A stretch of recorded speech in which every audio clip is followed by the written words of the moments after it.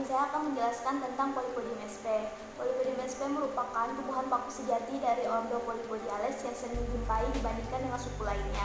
Biasanya ditemukan di daerah rimba yang menjalani tanah, pepohonan, bebatuan, daerah tropis maupun subtropis, dan di tepian sungai. Kali ini Polypodium sp yang saya temukan terdapat di depan rumah. Bagian-bagian Polypodium sp yang pertama adalah batang. Batangnya bulat memanjang dan beralir, berwarna coklat bagi Polypodium sp yang sudah tua, sedangkan yang masih muda berwarna merah kecoklatan. Bagian selanjutnya adalah daun. Daun yang masih muda terletak di ujung. Bentuk daun memanjang, di ujungnya meruncing dan tepinya bergerigi, berupa helaian, permukaannya halus dan berwarna hijau. Di bagian ventral daun terdapat sorus atau sori. Selanjutnya adalah akar. Akar dari Polypodium sp berupa akar serabut. Selanjutnya perkembangan dari Polypodium sp. Perkembangannya menggunakan spora, di mana fase yang haploid disebut gametofit. Kemudian terbentuk individu baru yang diploid yang disebut dengan sporofit. Jadi spora adalah awal terbentuknya fase haploid.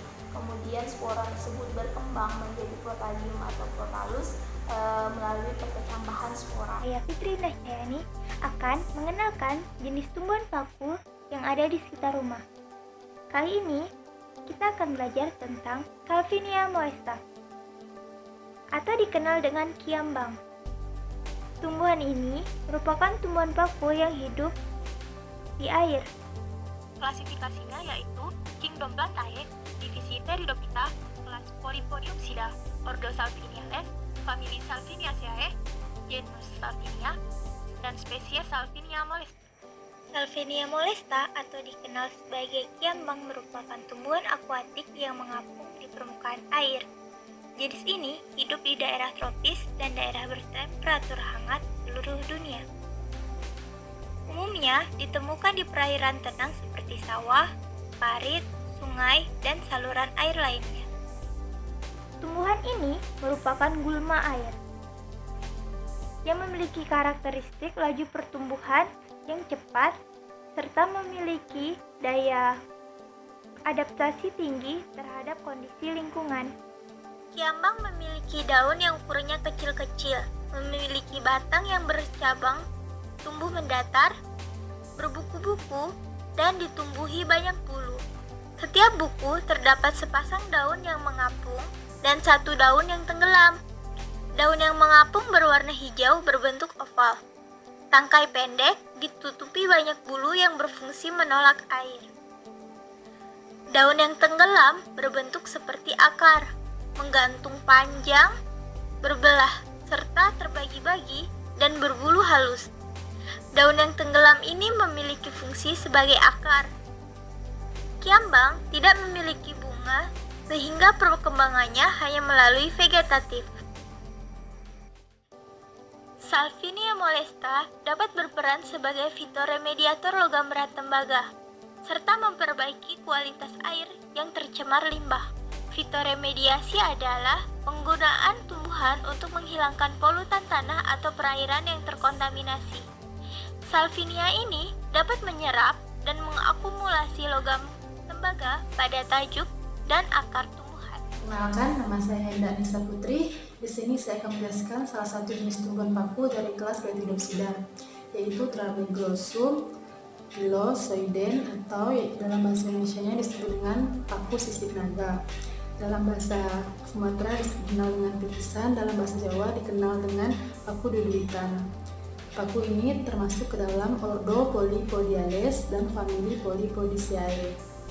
Daun dari tumbuhan paku sisik naga ini berbentuk bulat seperti sisik dengan ujung tumpul dan pangkal yang meruncing, serta tepi daun yang rata berwarna hijau dengan panjang 2-5 cm dan lebar 1-3 cm.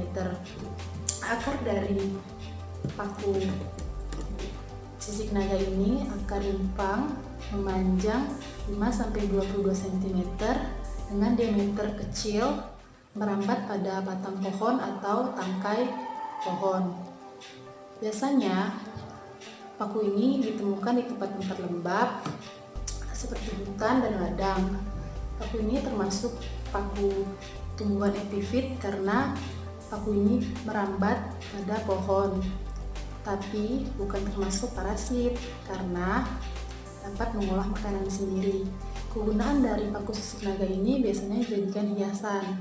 Namun, ternyata paku sisik naga ini memiliki segudang manfaat untuk menyembuhkan penyakit yang ada di dalam tubuh seperti sariawan dan gulungan.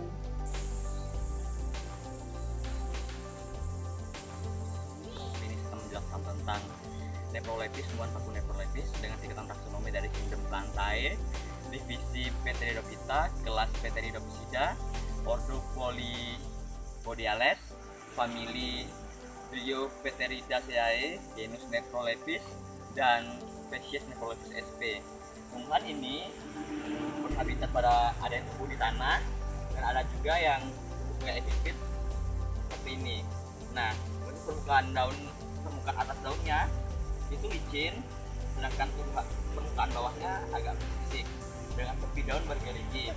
Nah, dia di daun memiliki batang yang bulat namun agak bersisik, halus dan sangat halus, dan memiliki akar serabut. Dapat dilihat di sini merupakan tumbuhan Nephrolepis yang berhabitat di tanah.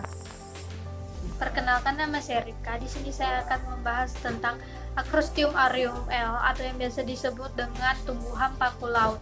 Tumbuhan ini adalah jenis tumbuhan paku berukuran besar yang hidup di area hutan mangrove maupun rawa-rawa pesisir. Acrostium aureum L memiliki nama lokal paku laut atau krakas dalam bahasa Jawa. Dalam bahasa Melayu, tanaman ini disebut dengan nama plai raya, sementara dalam bahasa Inggris tanaman ini disebut dengan nama golden feather. Paku laut merupakan satu dari beberapa jenis tumbuhan paku yang mampu mentolerir lingkungan yang memiliki salinitas. Tumbuhan ini kebanyakan tumbuh di daerah hutan mangrove terbelakang karena tumbuhan ini tidak bisa tahan terhadap penggenangan air laut. Paku laut memiliki batang yang pendek dan bersisik. Daun paku berbentuk lebar besar dan memanjang hingga 1,8 meter panjangnya. Paku laut yang terfertil biasanya akan ditutupi oleh spongaria berwarna merah bata di bagian bawahnya.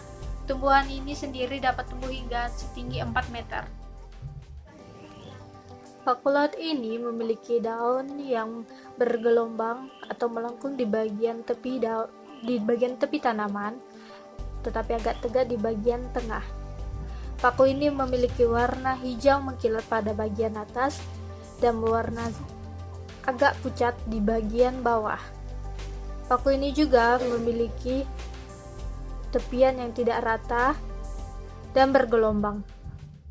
Sekian penjelasan dari kelompok 3. Jika ada salah kata maupun penjelasan yang kurang, kami mohon maaf. Terima kasih.